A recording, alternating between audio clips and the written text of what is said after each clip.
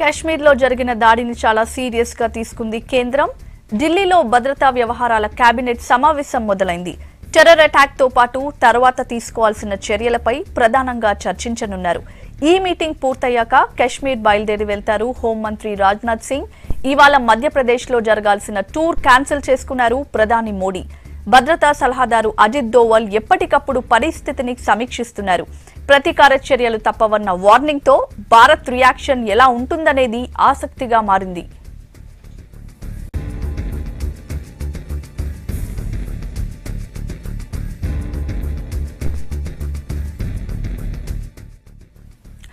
ఉగ్రదాడిని ఒక్క పాకిస్తాన్ తప్ప ప్రపంచ దేశాలన్నీ ఖండించాయి.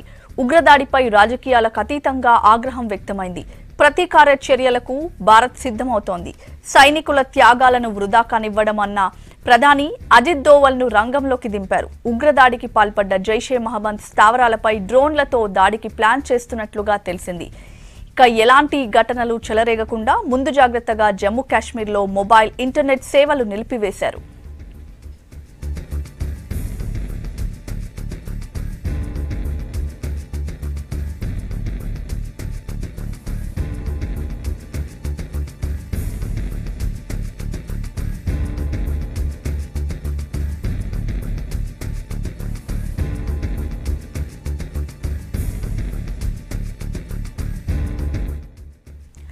మరోవైపు ఇవాళ 12 మంది సభ్యుల ఎన్ఐఏ టీం పుల్వామా వెళ్లనుంది. ఘటనా స్థలానికి ఫోరెన్సిక్ టీం, జమ్మూ కాశ్మీర్ పోలీసులు వెళ్లనున్నారు.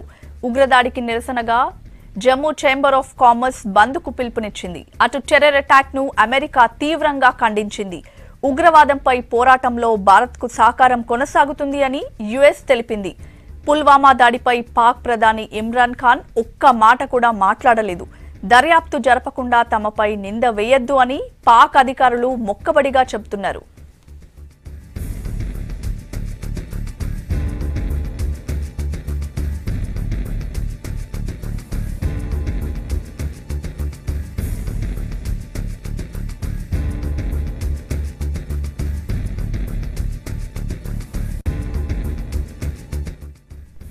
మరిన్ని డీటెయిల్స్ భరత్ అడిగి తెలుసుకుందాం.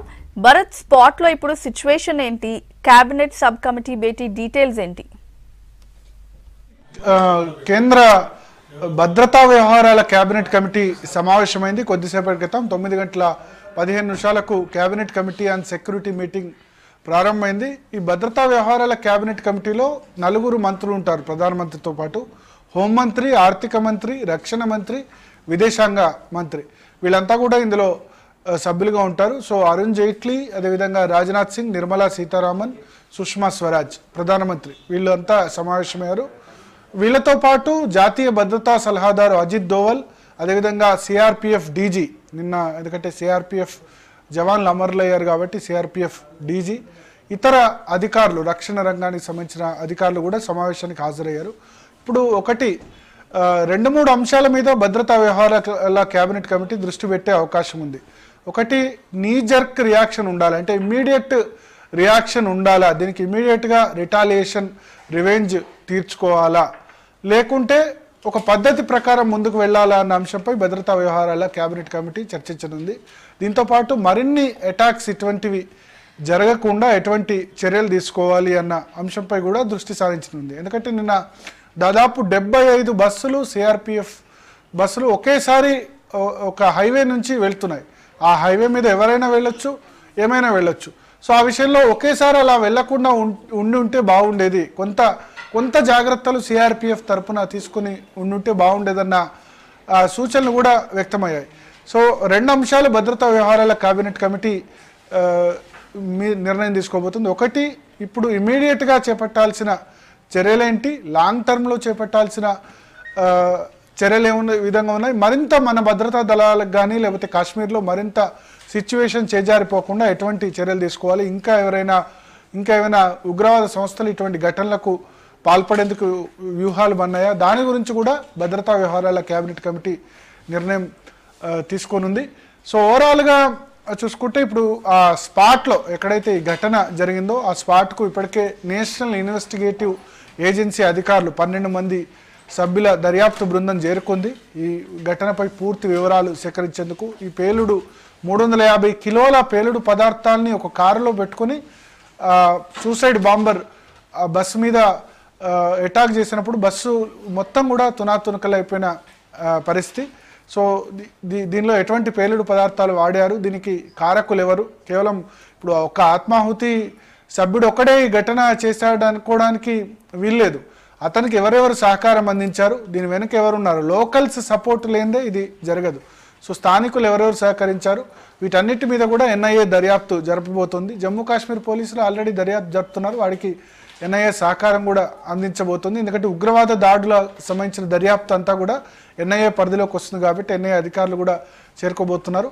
తర్వాత రాజ్నాథ్ సింగ్ ఈ CCS cabinet committee on security affairs meeting అయిపోయిన వెంటనే రాజ్నాథ్ సింగ్ శ్రీనగర్కు వెళ్ళనున్నారు. సంఘటన స్థలాన్ని ఆయన అక్కడికి వెళ్తారు గవర్నర్ సత్యపాల్ మాలిక్తో కలిసి. సో పొలిటికల్ డెవలప్మెంట్స్, ఇక రాజకీయాల విషయానికి వస్తే దాదాపు అన్ని రాజకీయ పార్టీల నేతలు కూడా ఈ ఘటనను ఖండించారు. అయితే కొంచెం కాంగ్రెస్ కానీ ప్రతిపక్షాల నుంచి కానీ విమర్శలు వ్యక్తమవుతున్నాయి. కశ్మీర్లో ఎన్డీఏ ప్రభుత్వం అధికారంలోకి వచ్చిన తర్వాత ఇటువంటి ఘటనలు చాలా ఎక్కువ అవుతున్నాయి. మన వైపు నుంచి క్యాజువాలిటీస్ ఎక్కువ ఉన్నాయి, మన భద్రతా బలగాలు ఎక్కువ సంఖ్యలో మరణిస్తున్నారు. అయినా సరే మోడీ ప్రభుత్వం చేయాల్సిన చర్యలు తీసుకోవాల్సిన చర్యలు తీసుకోలేదు. సర్జికల్ స్ట్రైక్స్ను ప్రమోట్ చేసుకున్నారా కానీ ఇటువంటి ఘటనలు వచ్చినప్పుడు ఎటువంటి రెస్పాన్సిబిలిటీ మాత్రం తీసుకోవట్లేదు గవర్నమెంట్ అన్న విమర్శలు ఆపోజిషన్ నుంచి వ్యక్తమవుతున్నాయి. ఏదేమైనా ఇప్పుడు అందరూ కలిసికట్టుగా, రాజకీయ పార్టీల విధానాలు ఏ విధంగా ఉన్నా అందరూ కలిసికట్టుగా డెఫినెట్గా ఉండాల్సిన అవసరం అయితే ఖచ్చితంగా మనకు కనబడుతుంది. స్వాతి, ఇప్పుడు అందరి దృష్టి భారత్ రియాక్షన్ పైనే ఉంది కదా, మరి ఇలాంటి టైంలో కేంద్రం స్టెప్స్ ఎలా తీసుకోబోతోంది? ఇప్పుడు రియాక్షన్స్ అంటే మనం చూసాం, ఉరి ఘటన జరిగిన తర్వాత దాదాపు 10-12 రోజుల తర్వాత సర్జికల్ స్ట్రైక్స్ చేశారు. బహుశా సెప్టెంబర్ 19 ఉరి ఘటన జరిగితే సెప్టెంబర్ 29న సర్జికల్ స్ట్రైక్స్ 10 రోజుల్లో చేశారు. అయితే అప్పుడు సర్జికల్ స్ట్రైక్స్ జరుగుతాయని ఎవరు కూడా ఊహించలేదు, పాకిస్తాన్ కూడా ఊహించలేదు.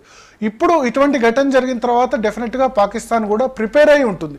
సిద్ధమైనప్పుడు అప్పుడు వాళ్ళు ప్రిపేర్డ్గా లేరు కాబట్టి మన తరపున ఎవరైతే సర్జికల్ స్ట్రైక్ చేశారో వాళ్ళకి ఎటువంటి నష్టం జరగలేదు. పాకిస్తాన్ ఆక్యుపైడ్ కశ్మీర్లో ఉన్న ఉగ్రవాద శిబిరాలకు నష్టం జరిగింది. కానీ ఇప్పుడు ఇటువంటి సందర్భాల్లో డెఫినెట్గా పాకిస్తాన్ కూడా ప్రిపేర్డ్నెస్తో ఉంటుంది. ఈ పీఓకేలో దాక్కున్న ఉగ్రవాదులు కూడా వాళ్ళు కూడా సిద్ధంగా ఉంటారు. సో ఈ విషయంలో నీ జర్క్ రియాక్షన్ అంటే ఇమ్మీడియట్గా ఏదో చేయాలన్న రియాక్షన్ డెఫినెట్గా అందరికీ కోపం, ఆవేదన. 40 మంది ఉగ్రవాదులు 40 మంది సిఆర్పిఎఫ్ జవాన్లు మరణించారు. ఈ సందర్భంలో మనం ఏమీ చేయలేకపోతున్నాం. మనకు ప్రత్యర్థి ఎవరో తెలుసు, ఈ ఘటన చేసింది ఎవరో తెలుసు, ఈ ఘటన వెనుక ఉన్నది తామేనని జైషే మహమ్మద్ ఉగ్రవాద సంస్థ ప్రకటించింది. జైషే మహమ్మద్ ఉగ్రవాద సంస్థ నడిపిస్తుంది ఎవరు? మసూద్ అజార్. మసూద్ అజార్కు ఎవరు అండగా నిలుస్తున్నాయి? పాకిస్తాన్, చైనా. ఈ 2 దేశాలు కూడా ఎస్పెషల్లీ చైనా భద్రతా మండలిలో మసూద్ అజార్కు వ్యతిరేకంగా శాంక్షన్స్కు మోకాలడుతోంది. జైషే మహమ్మద్ను ఉగ్రవాద సంస్థగా ఐక్యరాజ్య సమితి చేత ప్రకటించడానికి అడ్డం పడుతోంది. పాకిస్తాన్లో తలదాచుకుంటున్నాడు మసూద్ అజార్. సో కారణం ఎవరో తెలిసినా మనం వాళ్ళని ఏమీ చేయలేకపోతున్నామన్న బాధ అయితే ఖచ్చితంగా అందరిలో ఉంది. అయితే దీనికి ఏ విధమైన అప్రోచ్ అనుసరించాలి? సర్జికల్ స్ట్రైక్సా లేకపోతే ఇంకేం చేయాలి? ఒక లాంగ్ టర్మ్ స్ట్రాటజీ పెట్టుకొని వెళ్ళాల్సిన అవసరం ఉంది. ఏదో ఒకసారి చర్చలని ఇంకోసారి ఫైట్ అని కాకుండా ఒక లాంగ్ టర్మ్ స్ట్రాటజీతో వెళ్లాల్సిన అవసరం అయితే ఖచ్చితంగా కనబడుతుంది. అందులోని ఇప్పుడు ఎలక్షన్స్ ఉన్నాయి. రాజకీయ పార్టీలు దీన్ని డెఫినెట్గా ఒక రాజకీయ పరమైన అంశంగా చేసేందుకు అటు కాంగ్రెస్ అయినా లేకపోతే బీజేపీ అయినా డెఫినెట్గా ప్రయత్నిస్తూ ఉంటాయి. కాబట్టి ఇది ఎన్నికల రాజకీయాలతో సంబంధం లేకుండా చూడాల్సిన అవసరం ఉంది ఈ అంశాన్ని. ఈ రియాక్షన్ ఏ విధంగా ఉండాలి? మరోసారి ఇటువంటి ఘటనలు జరగకుండా, ఇటువంటి ఘటనలు చేయాలంటేనే భయపడే విధంగా డెఫినెట్గా చేయాల్సిన అవసరం అయితే ఖచ్చితంగా ఉంది. అయితే అల్టిమేట్గా భద్రతా వ్యవహారాల క్యాబినెట్ కమిటీ ఈ విషయంలో ఎటువంటి నిర్ణయం తీసుకుంటుంది? Ajit Doval national security adviser, ఆయనకు కూడా ఈ విషయంలో అపారమైన అనుభవం ఉంది కాబట్టి ఇమ్మీడియట్గా ఏమైనా చర్యలు ఉంటాయా లేకపోతే అదను చూసి దెబ్బ కొడతారా అన్నదైతే ఖచ్చితంగా చూడాల్సిన అవసరం ఉంది. స్వాతి. ఓకే, భరత్, ఇప్పుడు జైషే మహమ్మద్ లోకల్ మిలిటెంట్ వీడియోను రిలీజ్ చేయడం వెనుక అసలు ఎలాంటి వ్యూహం ఉండొచ్చు? అంటే జైషే మహమ్మద్ ఉగ్రవాద సంస్థ ఆ వీడియోను రిలీజ్ చేసి మేమే దీనికి బాధ్యులమని అనడం వెనుక 2-3 కారణాలు మనకు కనబడుతున్నాయి. గతంలో మనం 26/11 అటాక్ చూసినా లేకపోతే ఇతర దాడులు చూసినా పాకిస్తాన్ నుంచి వచ్చి వాళ్ళు దాడి చేశారు. కసబ్తో సహా ఇతర ఉగ్రవాదులు సముద్ర మార్గం ద్వారా పాకిస్తాన్ నుంచి ఇన్ఫిల్ట్రేట్ అయి దాడులు చేశారు. ఇప్పుడు జైషే మహమ్మద్ ఉగ్రవాద సంస్థ నిన్న వీడియో రిలీజ్ వెనుక కారణం ఏంటంటే, ఒకటి, క్రమక్రమంగా జైషే మహమ్మద్లో జాయిన్ అయ్యే వారి సంఖ్య తగ్గుతోంది భద్రతా బలగాలు తీసుకుంటున్న చర్యలతో. సో తద్వారా మరింత మంది యూత్ను రెచ్చగొట్టడం, అతన్ని ఒక హీరోగా ఒక పాకిస్తాన్కు లేకపోతే భారత దళాలకు వ్యతిరేకంగా ఉన్న వ్యక్తుల్లో ఒక హీరోగా క్రియేట్ చేయడం ఒకటి. రెండవది, ఇతర యువకుల్లో కూడా ఇటువంటి భావనలు రేకెత్తించడం అన్నది జైషే మహమ్మద్ ఉగ్రవాద సంస్థ యొక్క ప్రధాన లక్ష్యంగా కనిపిస్తుంది. మూడోది, ఇది కేవలం పాకిస్తాన్ స్పాన్సర్ చేస్తున్న టెర్రరిజం కాదు, కశ్మీర్లో ఉన్న వాళ్ళు కూడా ఈ చర్యలకు పాల్పడుతున్నారు. ఇప్పుడు నిన్న ఉగ్రవాద దాడికి పాల్పడ్డ వ్యక్తి కశ్మీర్ సంబంధించిన స్థానికుడే. కాబట్టి స్థానికుల సహకారం కూడా మాకు ఉంది అని అంతర్జాతీయ సమాజానికి చెప్పడం, ఈ 3 లక్ష్యాలు జైషే మహమ్మద్ ఉగ్రవాద సంస్థ యొక్క లక్ష్యాలుగా మనకు స్పష్టంగా అర్థమవుతున్నాయి. సో డెఫినెట్గా జైషే మహమ్మద్ చీఫ్ మసూద్ అజర్ కాందహార్ హైజాక్ జరిగినప్పుడు అతన్ని తీసుకెళ్ళి ఉగ్రవాదులకు అప్పగించాల్సిన పరిస్థితి వచ్చింది. ఆ తర్వాత నుంచి పాకిస్తాన్లో తలదాచుకుంటున్నాడు. పాకిస్తాన్ మాత్రం మా దేశంలో లేడు, మాకేం సంబంధం లేదని చెప్తుంది. ఇప్పుడు కూడా పాకిస్తాన్ ఈ ఘటనకు సంబంధించి ప్రెస్ రిలీజ్ ఇచ్చింది. ఆ ప్రెస్ రిలీజ్లో ఏం చెప్పిందంటే, వాళ్ళు ఒక పదజాలం వాడారు, చాలా అభ్యంతరకరమైన పదజాలం. ఇండియన్ ఆక్యుపైడ్ కాశ్మీర్లో నిన్న జరిగిన, జమ్మూ కాశ్మీర్ అని వాళ్ళు అనట్లేదు, భారత ఆక్రమిత కాశ్మీర్లో నిన్న ఒక దాడి జరిగింది. ఈ దాడి కన్సర్న్ రేకెత్తిస్తుంది. వ్యాలీలో అంటే లోయలో ఇటువంటి పరిణామాలు జరగడం దురదృష్టకరం అని చెప్తూనే దాన్ని పూర్తి స్థాయిలో ఖండించకుండానే ఈ ఘటనకు మాకు లింకులు పెట్టడం సమంజసం కాదు, మాకు ఎటువంటి సంబంధం లేదు, దాన్ని మాకు లింకులు పెడితే మేము దాన్ని ఖండిస్తామంటూ పాకిస్తాన్ ప్రెస్ స్టేట్మెంట్ రిలీజ్ చేసింది. అదే సమయంలో అమెరికా కొద్దిసేపటి క్రితం భారత్కు అండగా నిలిచింది. పాకిస్తాన్ పొరుగు దేశంలో ఉగ్రవాద కార్యకలాపాలకు సాయపడడం వెంటనే మానేయాలి అంటూ పాకిస్తాన్ను ఘాటుగా అమెరికా హెచ్చరించింది. ప్రపంచ దేశాలు, పలు దేశాలు ఖండించాయి. రష్యా ఖండించింది, యునైటెడ్ నేషన్స్ ఐక్యరాజ్య సమితి ఖండించింది, చాలా దేశాలు కూడా ఖండించాయి. కానీ పాకిస్తాన్ మాత్రం ఒప్పుకోవడం లేదు, మాకు దీనికి ఏం సంబంధం లేదు, మాకు లింక్ పెట్టకండి అని చెప్తుంది. సో జైషే మహమ్మద్, పాకిస్తాన్ వీళ్ళిద్దరి ఉద్దేశం కూడా ఇప్పుడు ఎవరైతే ఈ ఆత్మాహుతి దాడికి పాల్పడ్డాడో అతను స్థానికుడే, వాళ్ళలోనే రివోల్ట్ ఉంది, కాశ్మీర్ వాళ్లే వ్యతిరేకిస్తున్నారు భారత్తో కలిసి ఉండడం అన్నది ప్రపంచ దేశాలకు చాటి చెప్పడం అన్నది వీళ్ళ ఉద్దేశంలో మనకు కనబడుతుంది. స్వాతి.